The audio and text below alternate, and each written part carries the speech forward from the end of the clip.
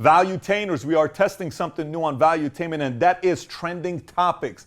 Several of you keep asking me questions on Instagram, Twitter, and Snapchat about certain things that's taking place. So I said, why don't we just try this and see how it works? And I need you to comment on the bottom, tell me if you want it to continue, and if not, give me some pros and cons. And if you have any questions about trending topics, you can tweet me at Patrick Bay Davis. So I got 4 trending topics I'm getting into today. Number one, who is the most popular and unpopular human being in the world today, Donald Trump. Let me tell you what happened with him on August 1st. He had a meeting at the White House, and it was called the Engine of the American Dream. And he brought all these small business owners, and he gave a talk.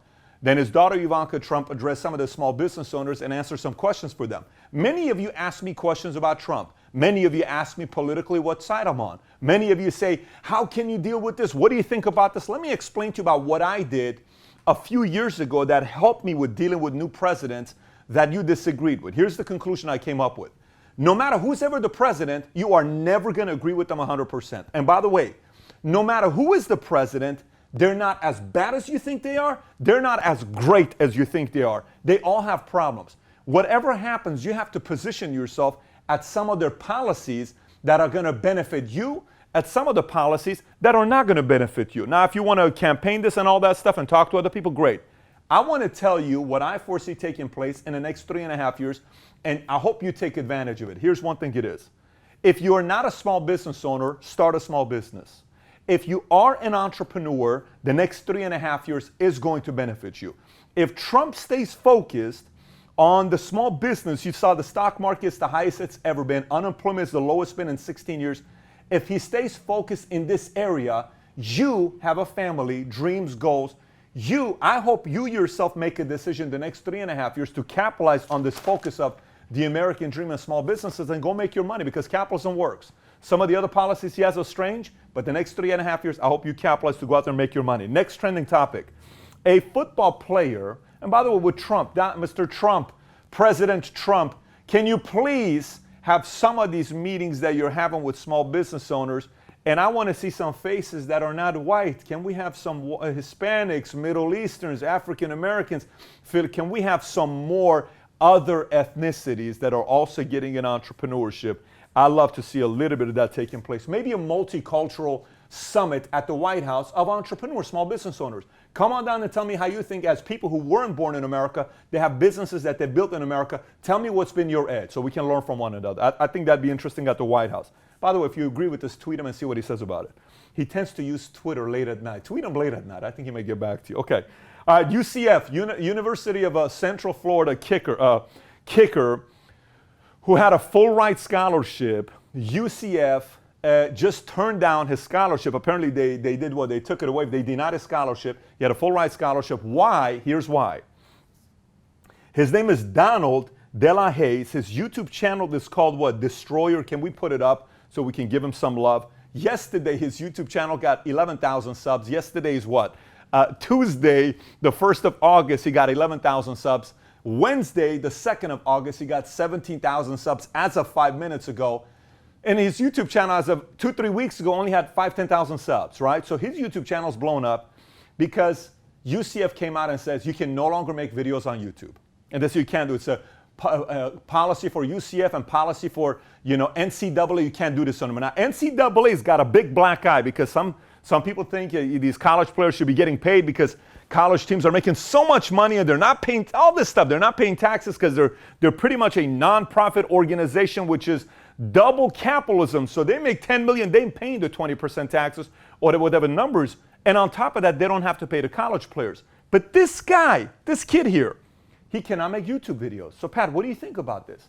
Let me tell you what I think about it. I got 2 things I'm going to tell you here about what happened with this. He made a video yesterday talking about how hurt he is, how frustrated he is about the fact that this took place. I'm going to speak to both people. I'm going to speak to Donald, and I'm going to speak to the UCF and NCAA. Let me start off on this side first.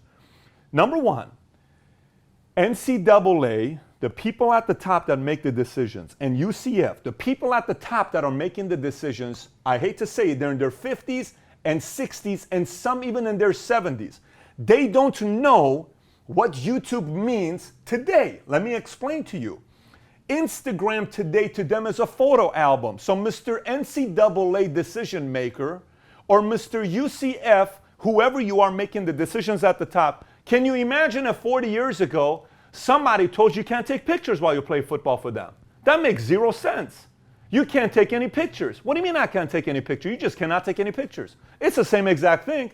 A picture is a memory and a video is a memory with some thoughts. I actually think if these universities and NCAA realize how big this could be, this time where the NFL has so many negative issues with concussion, here's a kid talking about his experiences playing football. You got 13-year-old kids that are on YouTube watching this saying, oh my gosh, I want to play football. Football took a hit last year. Some say it was Colin Kaepernick. Some say it was the concussion deal. You think football's in a good place? I think if the NCAA is smart, if they are smart, they're going to realize, let these kids document their experience. Let them document it. It's going to want somebody else to want to say, I want to be a football player one day. Now, let me talk about Donald. Donald, let's face it, you were not going to make it in the NFL, okay? The chances of you going in the NFL, based on what I've read, wasn't the highest. However, I think you love football. I watched part of your video. I told Jessica, I said, this part, he seems sincere, that he's going through this pain. Look, I know what it is to love a sport and not be able to do it anymore because of what's happening here. I love certain, sports. I'm a big sports guy myself as well.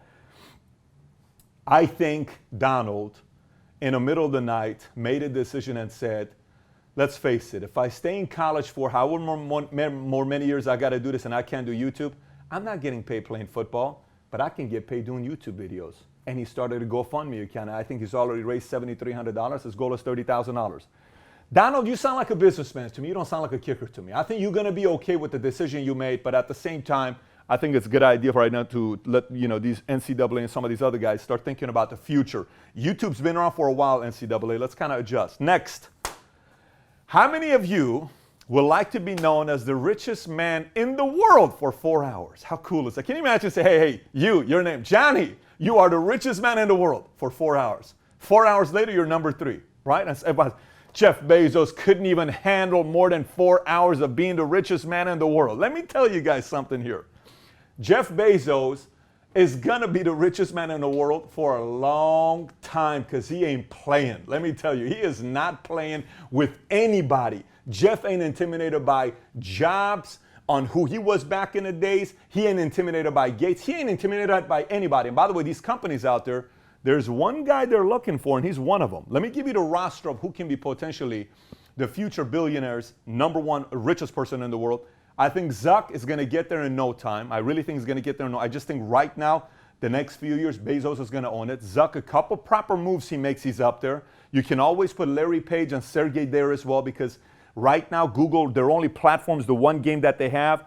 They're about to make some adjustments. They're risky type of guys. I think something's going to happen there with Google that they can play for it. And then there's obviously Elon Musk, who's the biggest thinker out of all of them because no one thinks like the way Elon does.